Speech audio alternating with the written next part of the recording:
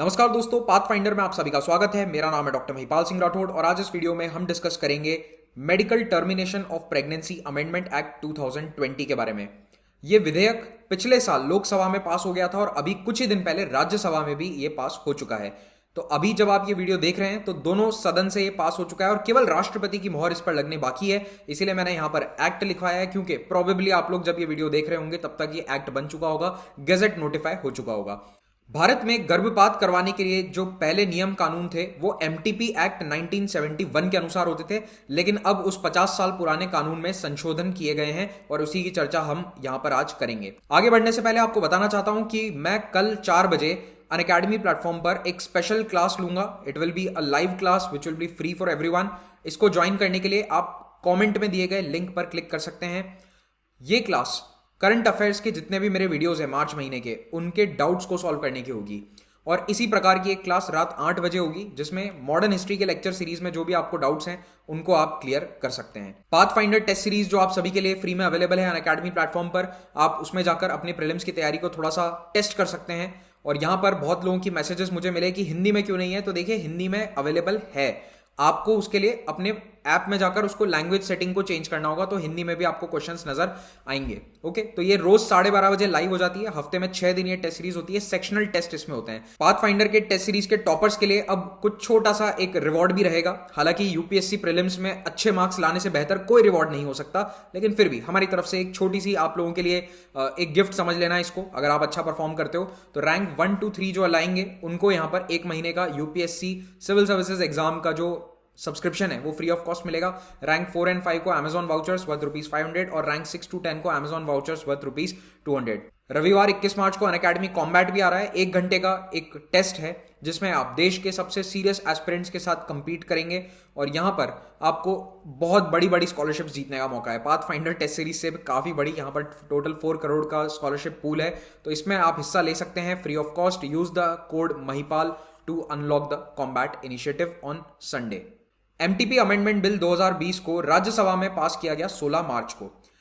लोकसभा में यह पास हुआ था मार्च 2020 में। लॉकडाउन से पहले I think this was one of the last legislations जो लोकसभा में पास किया गया था। उसके बाद तुरंत बाद लॉकडाउन आ गया था, आज से एग्जैक्टली 1 साल पहले। तो यह बिल तब से राज्यसभा में अटका हुआ था और राज्यसभा में यह फिलहाल अभी पास हुआ है। तो ये जो बिल है इसमें मेन बदलाव क्या होगा कि कितने हफ्तों की प्रेगनेंसी पर कोई भी महिला गर्भपात यानी अबॉर्शन करा सकती है लीगली। इसका रूल मेनली ये चेंज करेगा, लेकिन इसमें इतना सिंपल नहीं है। काफी सारे क्राइटेरिया हैं और इन क्राइटेरिया में से प्रीलिम्स में सवाल आने की बहुत संभावना है, तो इसीलिए थोड़ा क्राइटेरिया को ध्यान से समझना। दुनिया भर में गर्भपात से संबंधित 2 तरह की विचारधाराएं हैं। पहली विचारधारा ये कहती है कि गर्भपात कराने का अधिकार पूरी तरह से महिला के हाथ में होना चाहिए। It is a women's choice to terminate a pregnancy and it is part of our reproductive rights. यानी कि जो रिप्रोडक्टिव राइट्स हैं उसी के तहत अबॉर्शन का भी राइट आता है। तो ये अधिकार पूरी तरह से महिला के हाथ में होना चाहिए, चाहे कितने भी हफ्ते की प्रेगनेंसी हो, उसमें कोई रोक टोक नहीं होनी चाहिए। दूसरा स्कूल ऑफ थॉट ये कहता है कि ये जो बच्चा पैदा होने वाला है ये एक राष्ट्र का होने वाला नागरिक है और इसीलिए उसकी जान की रक्षा करना राज्य यानी कि गवर्नमेंट की जिम्मेदारी है। तो चाहे वो बच्चा पैदा नहीं हुआ हो, लेकिन फिर भी it is the state's duty और obligation to protect its life. जैसे कि देखो, हमारी जान की रक्षा करना, हमें सेफ रखना, ये हमारे स्टेट का या फिर गवर्नमेंट का काम है, लेकिन हम तो एडल्ट सिटीजन्स हैं। बच्चे भी हैं, इसमें बच्चे भी शामिल होते हैं। लेकिन ये स्कूल ऑफ थॉट कहता है कि जो पैदा नहीं हुए हैं ऐसे भी बच्चे इस क्राइटेरिया में आते हैं, तो चाहे वो फीटस हो उसकी भी रक्षा करना स्टेट का काम है। इसीलिए अबॉर्शन को रेगुलेट करना जरूरी है। ऐसा नहीं है कि कोई भी महिला जब चाहे गर्भपात करवा ले, उसके ऊपर रूल्स एंड रिस्ट्रिक्शंस होने जरूरी हैं। तो भारत में इतने सालों से कौन से स्कूल ऑफ थॉट को फॉलो किया जा रहा था? तो देखो, भारत दोनों के मिक्सचर को फॉलो करता है, जैसा कि हमारे कॉन्स्टिट्यूशन में ज्यादातर जगह होता है कि हम हर चीज को बैलेंस करके चलते हैं। तो देखो, भारत में अबॉर्शन लॉज जो हैं वो 2 चीजों के ऊपर बेस्ड थे। एक कि बच्चे की हेल्थ कैसी है, फीटल हेल्थ, बच्चा मतलब जो पैदा नहीं हुआ है उस बच्चे को फीटस कहते हैं, ठीक है, बिल्कुल सिंपल भाषा में कहूं तो। और दूसरा, प्रेग्नेंट महिला को कितना रिस्क है, उसकी जान को कितना खतरा है, उसके बेसिस पर अबॉर्शन की अनुमति दी जाती थी। अब वैसे अमेरिका का ये केस है, हमारे लिए इतना काम का नहीं है, लेकिन जानकारी के लिए जान लो। ऐसे ही रो वर्सेस वेड नाम का एक केस था, बहुत फेमस केस है ये वर्ल्ड वाइड, क्योंकि इसको क्या है कि भारत के जजमेंट्स में भी कई बार कोट कर लिया जाता है इंडिया के जजेस के द्वारा, इसलिए मैं आपको बता रहा हूं। रो वर्सेस वेड 1973 में यूएस के सुप्रीम कोर्ट में इंपॉर्टेंट केस था, जिसके तहत अमेरिका में महिला को गर्भपात कराने की अनुमति दी गई थी। उसके पहले यूएस में भी अबॉर्शन कराना पूरी तरह से लीगल नहीं था, बहुत सारे रिस्ट्रिक्शंस थे, लेकिन इस केस में पहली बार अबॉर्शन को थोड़ा सा लिबरलाइज किया गया। और इसमें यह डेफिनेशन दी गई कि वायबिलिटी क्या होता है। वायबिलिटी इस तरह से डिफाइन किया गया कि अगर वो फीटस मान लो मां की कोख से बाहर आ जाए आज, तो वो जिंदा रहेगा या नहीं, ये वायबिलिटी है। तो मान लो कोई महिला 5 महीने की प्रेगनेंसी के बाद अबॉर्शन कराना चाहती है, तो क्या वो 5 महीने का बच्चा अगर आज बाहर आ जाता है तो वो सर्वाइव कर पाएगा या नहीं, ये वायबिलिटी टेस्ट है ना। अब वो कितने हफ्तों या कितने महीनों का बच्चा वायबल होता है वो मैं आपको आगे बताता हूं। तो देखिए, होमोसेपियंस में जेस्टेशन पीरियड कितना लंबा होता है। जेस्टेशन पीरियड का मतलब प्रेगनेंसी पीरियड, जिसको हम आमतौर पर कहते हैं। तो आप सभी को पता होगा कि प्रेगनेंसी पीरियड इंसानों में 9 महीने का होता है, लेकिन आपको हफ्तों में भी ये टाइम पीरियड मालूम होना चाहिए। तो इट इज अप्रोक्सीमेटली 40 वीक्स, कभी कभी 42 वीक्स तक भी चला जाता है, कभी 40 वीक से कुछ हफ्ते कम भी हो सकता है। एवरेज आप मान के चलो 40 हफ्ते की प्रेगनेंसी होती है, ठीक है। तो मेनली प्रेगनेंसी को डिवाइड किया जाता है 3 ट्राइमेस्टर में, यानी तिमाही। तो पहली तिमाही, दूसरी तिमाही और तीसरी तिमाही। तो 3-3 महीनों के ये 3 टाइम पीरियड है। और इन सब में कुछ पर्टिकुलर डेवलपमेंट स्टेजेस होती हैं जो अभी हमारे लिए काम की नहीं है, क्योंकि हमें नीट का या फिर नीट यूजी या नीट पीजी का एग्जाम नहीं देना है, हमें तो सिविल सर्विसेज के एग्जाम देने हैं। तो जो बेसिक जानकारी आपको याद होनी चाहिए वो मैं आपको बता देता हूं। ट्राइमेस्टर शब्द याद रख लेना, और हफ्ते में आपको बताता हूं, ये आपको पता होना चाहिए। तो देखो, मान लो कि कोई बच्चा 24 हफ्ते का हो चुका है, यानी कि 5 महीने का हो चुका है। उस समय उसको अगर मां के यूट्रस से बाहर निकाला जाता है तो क्या वो सर्वाइव करेगा। तो देखो, 24 वीक्स के आसपास सर्वाइवल चांस होता है 50%, 50% चांस है कि वो सर्वाइव करेगा। लेकिन इस 24 हफ्ते या 5वें महीने के बाद वायबिलिटी बढ़ती जाती है, यानी कि उसके बाहर सर्वाइव करने के चांसेस बढ़ते जाएंगे, ठीक है। तो जितना जितना उसके बाद आगे हफ्ते बढ़ेंगे उतना वो सर्वाइव करने की उसके चांसेस बढ़ेंगे। तो वायबिलिटी को यूजुअली एक एवरेज अगर आप टाइम पीरियड मान लो तो 28 वीक्स माना जाता है, 7 महीने। तो 7 महीने एक सेफ पीरियड है। मान लो अगर कोई दिक्कत भी होती है तो 7 महीने के बच्चे को भी कई बार डिलीवर करवा दिया जाता है, फिर उसको आर्टिफिशियल एड्स की मदद से जिंदा रखा जा सकता है। इतनी मेडिकल टेक्नोलॉजी एडवांस हो चुकी है। तो 24 हफ्ते में बहुत कम है चांसेस, 24 हफ्ते पे 50% के नीचे ही होते हैं थोड़े से। लेकिन 7 मंथ या 28 हफ्ते होते होते वायबिलिटी आ जाती है। तो अगर हम रो वर्सेस वेड की बात या उस जजमेंट को माने तो 28 हफ्ते या फिर 7 महीने का पीरियड होता है वायबिलिटी। इसका मतलब इसके पहले बच्चा सर्वाइव नहीं कर पाएगा, फीटस सर्वाइव नहीं कर पाएगा, और उसके पहले प्रेगनेंसी को टर्मिनेट करने की परमिशन होनी चाहिए कानूनी रूप से। लेकिन क्या ऐसा भारत में था? नहीं। तो देखो, इंडियन पीनल कोड जो 1860 में आया था अंग्रेजों के समय, उसके अनुसार तो कभी भी प्रेगनेंसी को टर्मिनेट करना इलीगल था, गर्भपात गैर कानूनी था। आजाद भारत में 1971 में जाकर एक कानून बनता है जिसका नाम था medical termination of pregnancy act. इसको आमतौर पर एमटीपी एक्ट कहा जाता है। इस कानून के तहत कुछ पर्टिकुलर डॉक्टर्स को, जो गायनेकोलॉजिस्ट हैं, ऑब्स्टेट्रिशियंस हैं, यानी कि एमबीबीएस के बाद भी एक और डिग्री होती है, वो उन्होंने मिनिमम कर रखी है, उस डॉक्टर को यह परमिशन दी गई कि वो कुछ विशेष परिस्थितियों में गर्भपात करवा सकते हैं। तो इस पुराने वाले कानून के अनुसार वो विशेष परिस्थितियां कौन सी थी जहां पर गर्भपात करना अलाउड था? पहली परिस्थिति, जब प्रेग्नेंट महिला की जान को खतरा है, उसकी लाइफ को थ्रेट है सीधा। दूसरी परिस्थिति बताई गई थी कि अगर गर्भपात नहीं कराया तो मां को काफी गहरी शारीरिक या मानसिक चोट लग सकती है। इट कुड कॉज मेंटल और physical injury to the mother. अब ये जनरली इस तरह के केसेस में भी होता है कि जैसे अगर कोई बलात्कार पीड़िता है और वो प्रेग्नेंट हो गई है और अगर वो बच्चा पैदा हो जाता है तो of course it will be a big mental injury to that woman. वो नहीं चाहेगी कि कोई रेप विक्टिम, कोई कभी भी नहीं चाहेगी कि कोई बच्चा उस रेप से पैदा हो। तो ऐसे में गर्भपात करवाया जा सकता था, ठीक है। ये सब हम 71 वाले कानून की बात कर रहे हैं। दूसरा, जैसे बर्थ कंट्रोल मेजर अगर फेल कर गए किसी मैरिड वुमन के अंदर, ठीक है, याद रखना इसमें मैरिड वुमन था, अनमैरिड में ये परमिशन नहीं थी। तो अगर किसी ने कॉपर टी लगवा रखी थी और वो कॉपर टी फेल कर जाती है और प्रेगनेंसी हो जाती है तो ऐसे में भी अलाउड था कि गर्भपात कराया जा सकता है। तीसरा, कि फीटस में एबनॉर्मेलिटी हो जाती है। तो अगर कोई फीटस में बीमारी है, वो पहले से ही पता चल जाती है, जन्मजात कोई बीमारी है, तो उस कंडीशन में भी गर्भपात कराया जा सकता था। चौथा, इमरजेंसी सिचुएशन है। मान लो किसी प्रेग्नेंट महिला का एक्सीडेंट हो गया और अगर बच्चे का गर्भपात करके उसको बाहर नहीं निकाला गया तो मां की मृत्यु हो सकती है। ऐसी कोई सिचुएशन आ गई तो उसके अंदर भी इमीडिएट गर्भपात करवाने की परमिशन थी। तो इमरजेंसी के अंदर ये अलाउड था। लेकिन ये जो ऊपर के 3 पॉइंट्स मैंने बताया ना, इनके अंदर एक और क्राइटेरिया था। क्राइटेरिया क्या? कि केवल 12 हफ्ते तक का अगर फीटस है, यानी कि 3 महीने तक की प्रेगनेंसी है, तो एक डॉक्टर के ओपिनियन को लेकर ही टर्मिनेशन कराया जा सकता है। यानी कि ये 3 कंडीशन तो होनी ही चाहिए और उसके बाद एक डॉक्टर का आपको लिखित ओपिनियन चाहिएगा कि हाँ, गर्भपात कराना जरूरी है। अगर 20 हफ्ते तक की प्रेगनेंसी हो गई है, यानी कि कितने महीने हो गए हैं, 5 महीने अगर हो चुके हैं, तो फिर 2 डॉक्टर का ओपिनियन जरूरी था। लेकिन एक और रूल ये था कि ये सारी परिस्थितियों में भी अबॉर्शन केवल सरकारी अस्पताल में हो सकता है, या फिर कोई ऐसा अस्पताल जिसको गवर्नमेंट ने अप्रूवल दे रखा है अबॉर्शन के लिए, या फिर डिस्ट्रिक्ट लेवल कमिटी ने उसको अप्रूवल दिया है, केवल वहां पर। तो आप समझ पा रहे हैं कि कितनी सारी परेशानी थी अगर किसी महिला को गर्भपात कराना था इस एमटीपी एक्ट 1971 के अनुसार, तो काफी सारा प्रोसीजर फॉलो करना पड़ता था। उसके बाद मां की अनुमति के बिना गर्भपात कराना इम्पॉसिबल था। तो मान लो अगर कोई पति आकर कहता है कि ये मेरी वाइफ है और इसका गर्भपात कर दो, तो डॉक्टर नहीं कर सकता है अगर मां की लिखित अनुमति नहीं होती है। कुछ केसेस में मां की बजाय गार्जियन की अनुमति लेनी पड़ती थी। कब? जब लड़की 18 साल की उम्र की ना हो, उससे कम उम्र की है, या फिर मेंटली इल है, तो ऐसे कंडीशन में गार्जियन की कंसेंट चल जाती थी। तो देखो, अभी तक हमने बात करी है एमटीपी एक्ट 1971 के अनुसार। तो आपने देखा कि परमिशन कहां तक की थी, 20 हफ्ते की या 12 हफ्ते की। ठीक है, 12 के बाद भी काफी मुश्किल था, प्रोसीजर काफी टफ थे, 2 डॉक्टर का मिलना बहुत मुश्किल होता है, एक गायनेकोलॉजिस्ट नहीं होता, कई जिलों के अंदर 2-2 गायनेकोलॉजिस्ट कहां से होंगे, वो भी सरकारी सेटअप के अंदर। तो ये सारी समस्याएं थी, इसलिए काफी मुश्किल हो जाता था कि लीगली अबॉर्शन कराना। एक और बात याद रखना, ये कानून बना था 1960s की मेडिकल नॉलेज के अनुसार। तो उस समय ये पता नहीं था कि 24 हफ्ते के फीटस को भी बाहर हम सर्वाइव करवा पाएंगे या नहीं। उस समय इतनी मेडिकल टेक्नोलॉजी नहीं थी कि एक 24 हफ्ते के फीटस को बाहर जिंदा रखा जा सके। आज के समय में ये सुविधा है। ठीक है, तो वैसे टू बी सेफ 28 वीक्स ही होता है, लेकिन फिर भी चांसेस 50% तो हैं 24 वीक्स पे। उस समय तो 20 हफ्ते को मैक्सिमम लिमिट मान के उस हिसाब से ये कानून बनाया गया था। तो या तो 12 हफ्ते या फिर 20 हफ्ते, उसके बाद तो कोई प्रावधान ही नहीं था। अब मान लो कि 20 हफ्ते से ऊपर की प्रेगनेंसी है, तो पुराने कानून के अनुसार गर्भपात कैसे हो सकता था? आपको अदालत जाना पड़ेगा, आपको रिट पिटीशन दायर करनी पड़ेगी, अदालत से परमिशन लानी पड़ेगी। और ये बहुत केस ऐसे होते थे। 2019 में एक केस हुआ था जहां पर एक माइनर यानी कि एक नाबालिग लड़की के साथ बलात्कार हुआ। वो प्रेग्नेंट हो गई थी और उसको वो बच्चा नहीं चाहिए था, लेकिन हाई कोर्ट ने डिनाई कर दिया, क्योंकि कितने हफ्ते हो चुके थे? 19 हफ्ते हो चुके थे।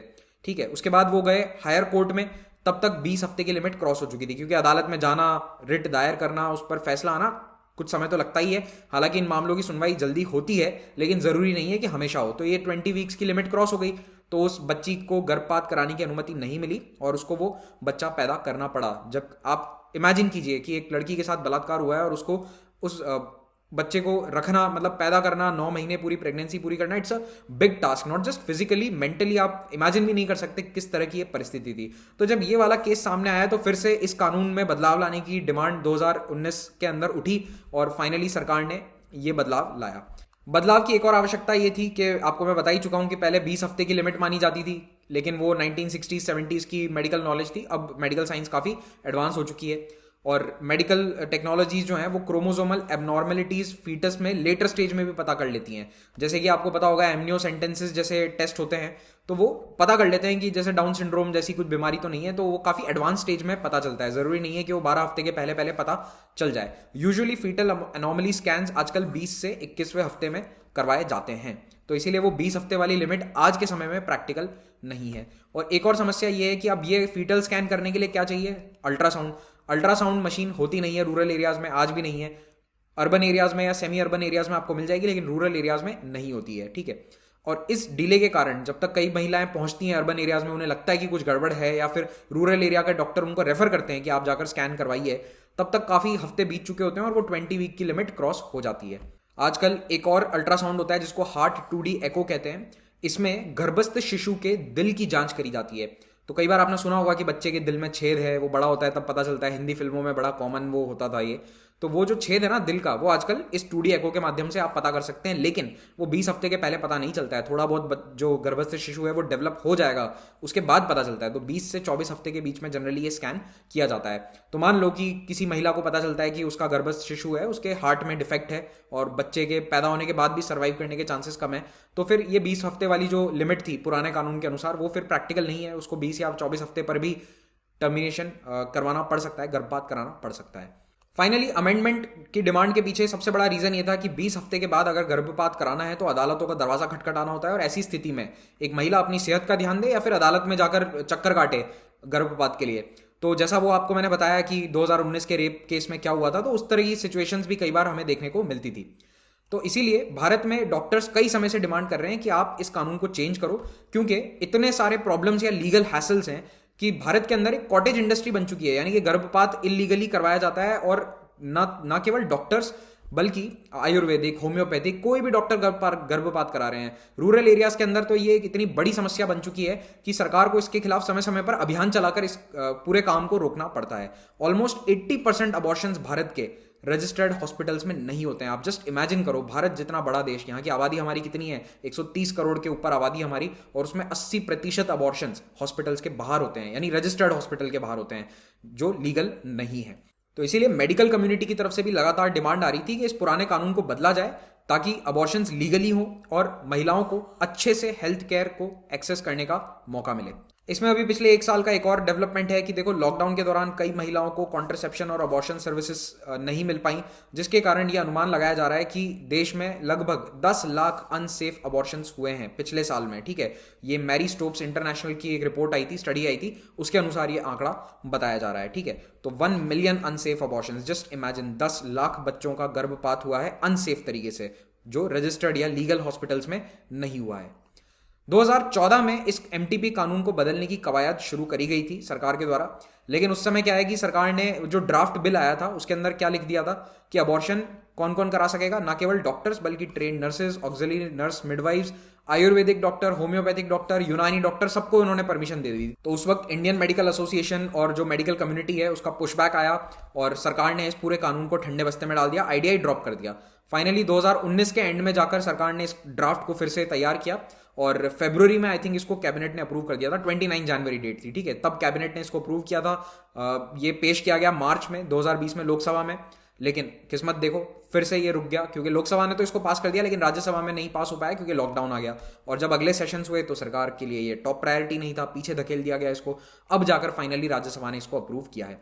अब इस नए कानून में क्या बदलाव लाए गए हैं इसको हम जानते हैं। पहला बदलाव जो काफी इंपॉर्टेंट है वो ये कि अगर कॉन्ट्रासेप्टिव फेल हो जाता है, यानी कि गर्भ निरोधक गोली फेल हो जाती है, तो ऐसे में पहले केवल शादीशुदा महिलाओं को गर्भपात कराने की अनुमति थी, अब अविवाहित महिलाओं को भी अनुमति दे दी गई है। इसका मतलब ये नया कानून एक महिला को केवल महिला के रूप में देखता है, विवाहित या अविवाहित का यहां पर जो भेद है वो खत्म कर दिया गया है। दूसरा कि रजिस्टर्ड मेडिकल प्रैक्टिशनर जो हैं वो गर्भपात कराने आई महिला की डिटेल्स बाहर किसी के साथ भी शेयर नहीं कर सकते हैं। केवल कानूनी रूप से अगर कोई ऑथोराइज्ड है, मान लो कि डिस्ट्रिक्ट की हेल्थ अथॉरिटीज हैं, अगर वो कोई रिपोर्ट वगैरह मांगते हैं तो उसमें उनकी डिटेल्स दी जा सकती हैं, उसके अलावा वो मेडिकल डिटेल्स शेयर नहीं कर सकते। तो प्राइवेसी का काफी ध्यान रखा गया है। तीसरा, जो हफ्तों की लिमिट थी वो बढ़ा दी गई है। तो पहले जैसे 12 और 20 हफ्ते की जो लिमिट थी ना, अब उसमें थोड़े से चेंजेस आए हैं। तो ये जो मैंने चार्ट यहाँ पर बनाया, टेबल बनाई है, इसको आप ध्यान से देखो। ये पुराना कानून है, ये नए अमेंडमेंट्स हैं। तो पहले एक डॉक्टर का ओपिनियन चाहिए होता था अगर 12 हफ्ते तक का गर्भ है, अब 20 हफ्ते तक का अगर गर्भ है तो एक डॉक्टर के ओपिनियन पर गर्भपात किया जा सकता है।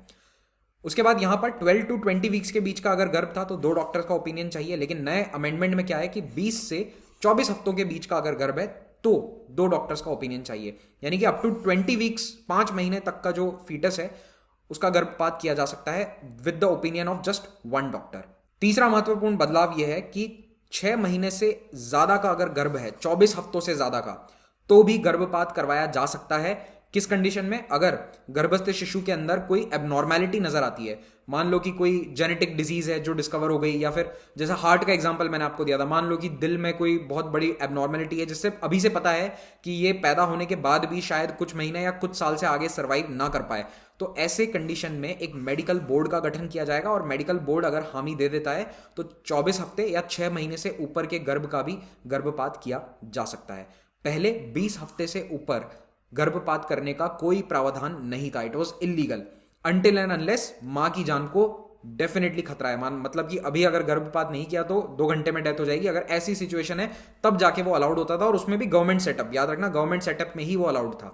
तो ये 71 वाले कानून की तरह जो इमरजेंसी वाला जो प्रावधान है ना, वो यहां पर भी एक ही डॉक्टर का ओपिनियन मांग रहा है। उसमें भी अगर डॉक्टर को आज भी लगता है कि मान लो 38 वीक्स का भी अगर गर्भ है, ऑलमोस्ट डिलीवरी का टाइम आने ही वाला है, लेकिन तब भी अगर लगता है कि मां की जान को खतरा है तो एक डॉक्टर के ओपिनियन पे भी टर्मिनेशन ऑफ प्रेगनेंसी किया जा सकता है।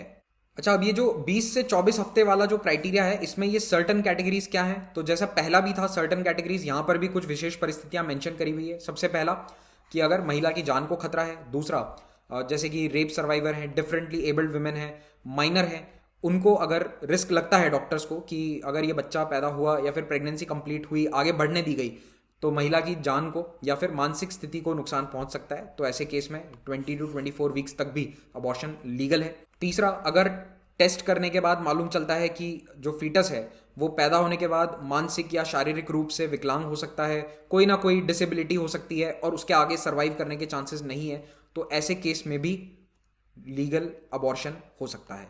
24 हफ्ते से ऊपर का गर्भ है और अगर कोई एबनॉर्मलिटी पता चलती है और गर्भपात करना जरूरी लगता है तो फिर एक मेडिकल बोर्ड का गठन किया जाएगा। बोर्ड का गठन कौन करेंगे? राज्य और यूनियन टेरिटरी की जो सरकारें हैं वो गठन करेंगे।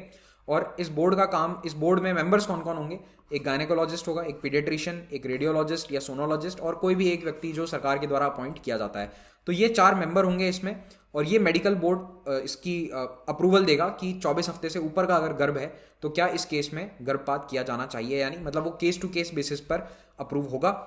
लेकिन इस संशोधित एमटीपी कानून की भी आलोचना हो रही है। आलोचना के पीछे सबसे बड़ा रीजन ये है कि 24 हफ्ते से ज्यादा का अगर गर्भ है तो ऐसी कंडीशन में केवल उस परिस्थिति में अबॉर्शन अलाउ किया गया है जहां पर गर्भ में डिसेबिलिटी या डिफॉर्मिटी देखी जाती है।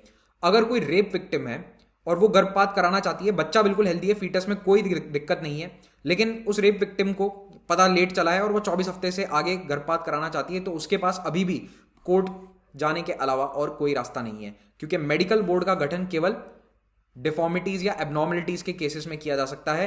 रेप केसेस में या फिर अगर फीटस हेल्दी है तो फिर अदालत जाना ही एकमात्र रास्ता है। तो अभी भी कई लोगों की जो प्रॉब्लम है वो सॉल्व इसमें नहीं होगी।